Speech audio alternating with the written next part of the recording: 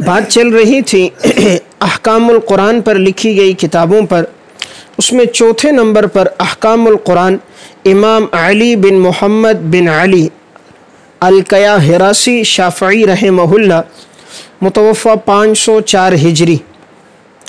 یہ تفسیر 4 جلدوں میں دارالکتب العلمیہ سے طبع ہے۔ امام علی بن محمد رحمہ اللہ مسلک کے اعتبار سے شافعی عالم گزرے ہیں۔ انہوں نے تفسیر کے مقدمے ہی میں اس بات کی وضاحت کی کہ شوافع علماء کے جو استدلالات ہیں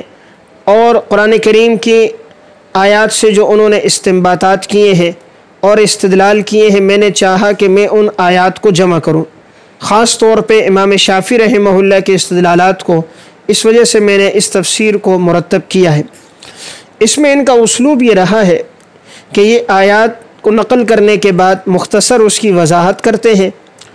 اور پھر آیت سے شوافع نے جو استدلال کیا ہے اس کی تشریح کرتے ہیں۔ جا بجا امام شافعی رحمہ اللہ کی الرسالہ، کتاب الام اور آپ کے تلامذہ کی کتابوں سے آپ کے افادات بھی نقل کرتے ہیں۔ امام ابو بکر جساس رحمہ اللہ متوفہ 370 ہجری نے جو اشکالات احکام القرآن میں کیے تھے، یہ ان کے جوابات بھی خوب دیتے ہیں، خصوصاً سورہ نساء کے ذیل میں، جہاں پر بات یہ تھی کہ اگر کوئی شخص زنا کر دے کسی عورت سے تو آیا اس کی بیٹی سے نکاح ہو سکتا ہے یا نہیں، حرمت مصاہرت کے مسائل اور دیگر میں انہوں نے امام ابو بکر جساس کے دلائل کے جوابات بھی دیے ہیں اور ان کی خوب گرفت بھی کی ہے۔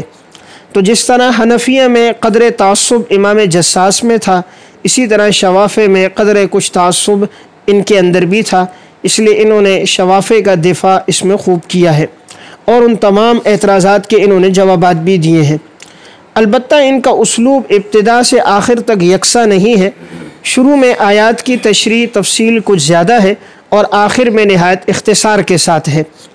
ان کی عربیت اتنی فصیح نہیں ہے، اس وجہ سے بعض جگہ عربیت کے لحاظ سے کچھ خامیاں باقی رہ گئی ہیں۔ البتہ استیعاب یہ نہ کر سکے جس طرح کہ ان کے بعد کے علماء نے استیعاب کیا ہے اور ان سے آیات احکام کوئی چھوٹی نہیں ہے، ان سے بہت سی آیات احکام کی تشریح چھوٹ گئی ہے۔ الفاظ کے چناؤ میں ان میں کچھ شدت رہی ہے، تو اگر یہ الفاظ کے چناؤ میں نرمی ہوتی دیگر اہل علم کے مذاہب اور ان کے اقوال کے ذکر میں، تو اس کتاب کی افادیت اہل علم کے درمیان زیادہ ہوتی۔ البتہ جس طرح احناف کی کتابوں میں ابتدائی ماخذ میں احکام القرآن امام بکر جساس کی شمار ہوتی ہے، شوافع میں احکام القرآن میں اس کتاب کا اعتبار کیا جاتا ہے کہ اس کتاب میں آیات کی تشریح کو عام فہم ذکر بھی کیا گیا، روایات اور آثار بھی ذکر کیے گئے۔ البتہ اس پر اب تک کوئی علمی اور تحقیقی کام نہیں ہوا۔ ضرورت اس امر کی ہے کہ اس تفسیر میں موجود روایات اور آثار کی اگر تخریج کر دی جائے، ماخذ اور مصادر اقوال کے نقل کر دیے جائیں، تو اس کی افادیت اہل علم کے درمیان میں زیادہ ہوگی۔